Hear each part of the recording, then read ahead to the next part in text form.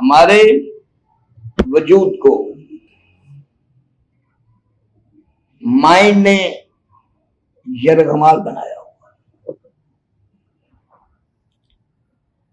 जितनी जल्दी हो सके अपने वजूद को माइंड से आजाद करा। अगर आप इसी तरह माइंड की गुलामी में वजूद को लेकर चलते रहे तो फिर इस्लाह का पहलू जो है उसी कदर मफकूद होता चला जाएगा।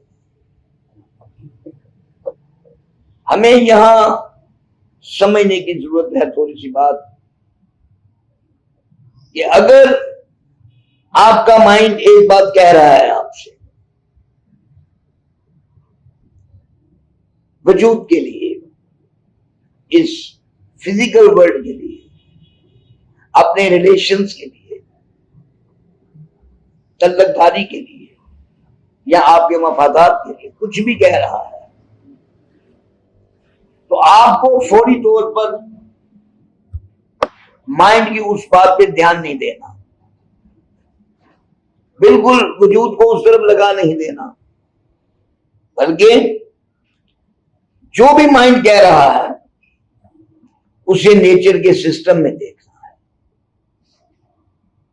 कि नेचर का सिस्टम आपसे किस बात का तकाजा कर रहा है। अगर मेरे अल्लाह का सिस्टम आपसे इस बात का तकाजा कर रहा है कि माइंड की ना माने तो माइंड की मत माने, क्योंकि माइंड आपको वरगला रहा है, माइंड आपको फिजिकल वर्ल्ड की तरफ ले जा रहा है, माइंड आपको स्पिरिचुअलिज्म की राह से हटा रहा है, माइंड ने आपके वजूद को जरगमाल बना रखा है, माइंड ने आपके वजूद को एक हैबिचुअल बना रखा है फिजिकल वर्ल्ड के लिए। तो यहां आपका ये काम नहीं कि जो माइंड कह रहा है बस वो ही करते चले जाएं। आप कहते हैं कि माइंड को हम ठुकराएंगे तो हमारा नुकसान होगा, माइंड हमें कह रहा है कि ये काम कोई इसमें हमारा फायदा है। सवाल नफे नुकसान का नहीं, सवाल अल्लाह के निजाम का और फिजिकल वर्ल्ड के निजाम का है। ये जो मादी दुनिया के मसाइल हैं, मामला इन मसाइल का है। ये जो स्पिरिचुअलिज्म की राह है, मामला उस राह पर चलने का है।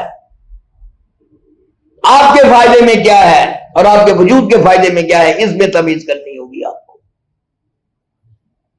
अगर माइंड आपके फायदे की बात करता है तो यकीनन ये स्पिरिचुअलिज्म का रास्ता होगा, लेकिन माइंड अगर आपके वजूद के फायदे की बात करता है तो यकीनन ये फिजिकल वर्ल्ड के फायदे की बात होगी।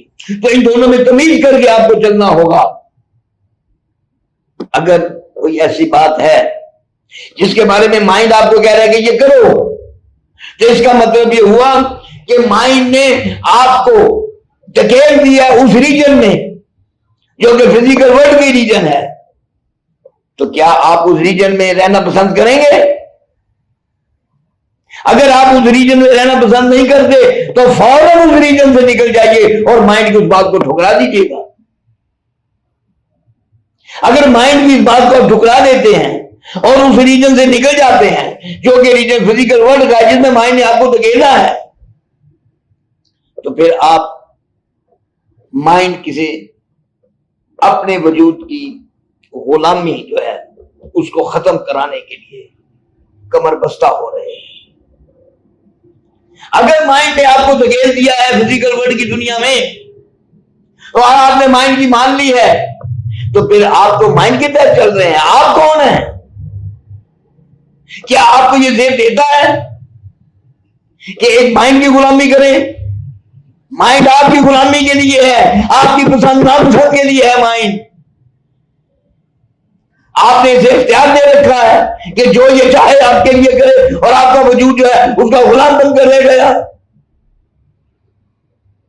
खुदारा होश में आइए और माइंड के तहत अपने वजूद को इस तरह ना चलाएं कैसे महसूस हो जैसे आपने माइंड की गुलामी कर रखी। माइंड